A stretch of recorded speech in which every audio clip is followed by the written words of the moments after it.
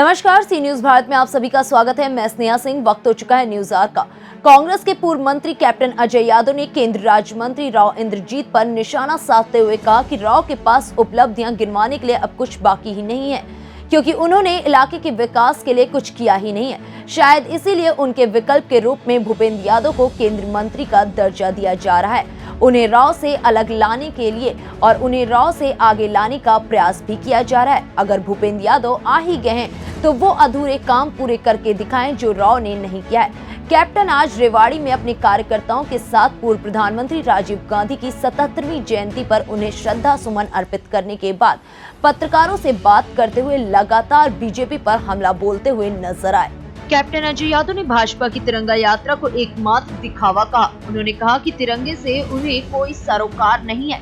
उन्होंने कहा कि भूपेंद्र और राव का रात्रिभोज ऊपर के आदेश हो सकते हैं। कुल मिलाकर उन्होंने भूपेंद्र यादव के इलाके में एंट्री कर कटाक्ष करते हुए कहा कि लोगों को बांटने वाली भाजपा आज खुद बंटती हुई नजर आ रही है। आज भाजपा के राज में लोग महंगाई से त्रस्त हैं, लेकिन झूठ बोलकर सत्ता काबिज करने वाली भाजपा का जन आधार खिसकता नजर आ रहा है। अफगानिस्तान में फंसे भारतीयों की वापसी सरकार की प्राथमिकता होनी चाहिए और मानवता के नाते भारत में आए अफगानियों की मदद और महिलाओं की सुरक्षा भी सरकार का परम उद्देश्य होना चाहिए।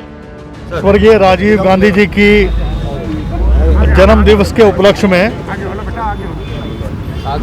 उनको मैं अपनी श्रद्धांजलि अर्पित करता हूं।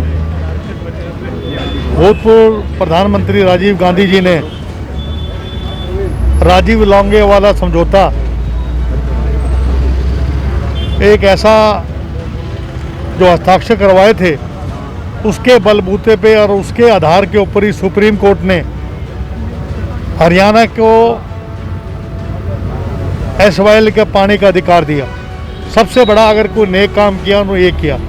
दूसरा, आसाम के अंदर आसाम अकॉर्ड लेके आए और जिसकी वजह से आसाम के अंदर पूरे नॉर्थ ईस्ट में, नागालैंड में, मेघालय में, पूरे नॉर्थ ईस्ट में वहाँ पर शांति लाए।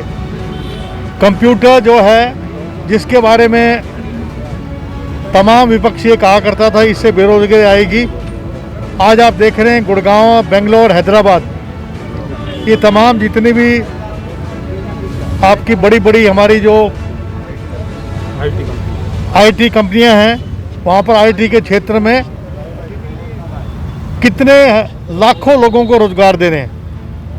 बल्कि जो सिलिकॉन वैली है आपके यूएसए में, वहाँ पर हिंदुस्तान के लोग आईटी सेक्टर के अंदर सबसे ज़्यादा वहाँ पर जा रहे हैं।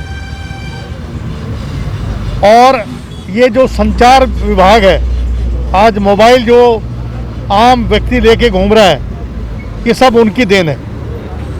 तो मेरा ये कहना है कि ऐसे महान व्यक्ति जिन्होंने चंद समय में, और ये जो 1991 में जो नरसिम्हा राव जी ने उदारवादी जो योजना लागू की थी, राजीव गांधी ने पहले कहा था कि हम जितना भी जो पूरे देश के लिए अपने दरवाजे खोलेंगे ताकि वो अपना पूंजी निवेश यहाँ करें।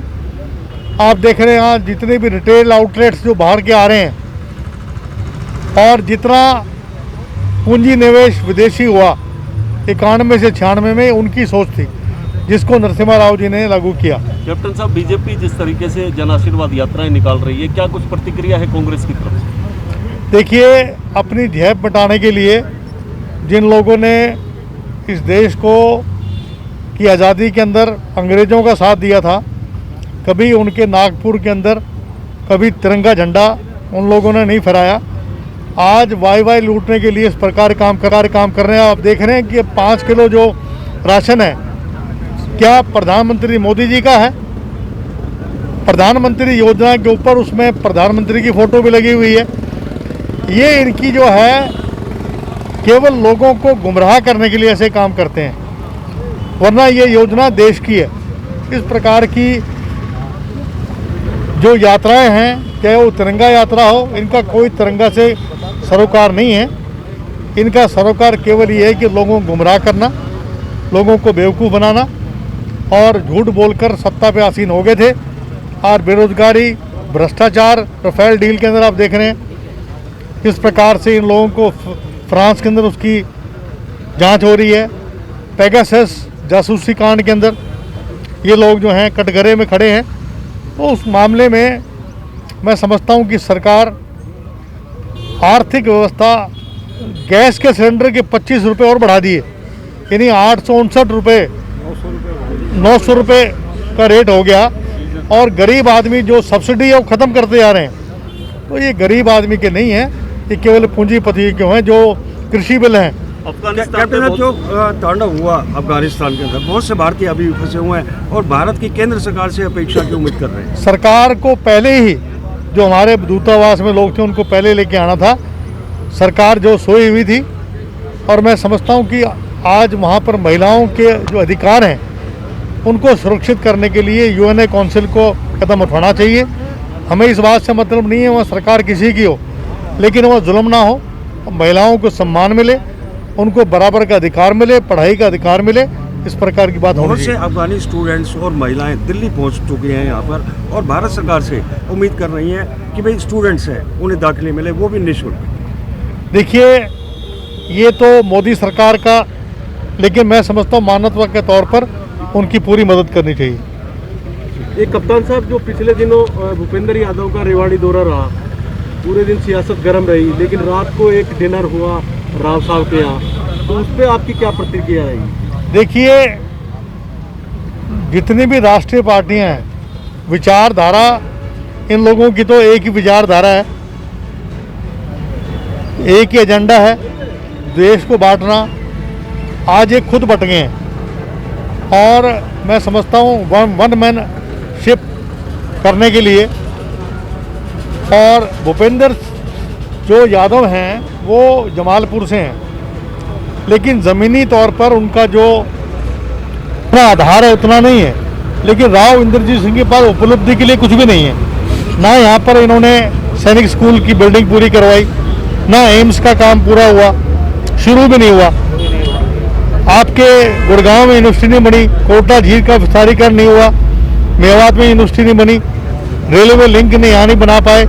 यहाँ पर जितना भी काम ये कह रहे थे मैं पेरिस बनाऊंगा, तो अभी 7.5 साल हो गए हैं। रेवाड़ी के अंदर कोई बड़ा अस्पताल नहीं बना पाए, 200 बेड का हॉस्पिटल बनना था। यहाँ पर boys school, boys college, boys जो अपना कॉलेज है उसकी बिल्डिंग नहीं बनी आज तक। जमीनी स्तर के ऊपर राव इंद्रजीत ने कोई काम नहीं किया, उनके उपलब्धि के लिए कुछ नहीं है। इसलिए ये केवल ये चाहते हैं किसी तरीके से अपनी बात को ढककर, और भूपेंद्र यादव को आगे कर दिया है। तो इनकी आपस की लड़ाई है, उसके लिए खुद निपटेंगे। अहिरवाल क्षेत्र से उनका अपना आंतरिक मामला है। भूपेंद्र यादव को एक अच्छा ओहदा दिया है, वो काम करके दिखाएं। अब यहाँ पर जितने भी जो लंबित काम है, अगर राव इंद्रजीत नहीं करा सके तो उनको करा के दें। डिनर डिप्लोमेसी जो है वो राविंदर जीत की कई राजनीतिक मजबूरी तो नहीं थी? नहीं, देखिए, ऐसा है कि इनकी पार्टी है, हो सकता है ऊपर से कोई आदेश आए हों। हरियाणा से सी न्यूज संवाददाता चैन सिंह की रिपोर्ट। फिलहाल इस खबर में बस इतना ही। देश विदेश की ऐसी तमाम खबरों को देखने के लिए बने रहें सी न्यूज भारत के साथ। हर खबर आपके साथ, आपके हाथ।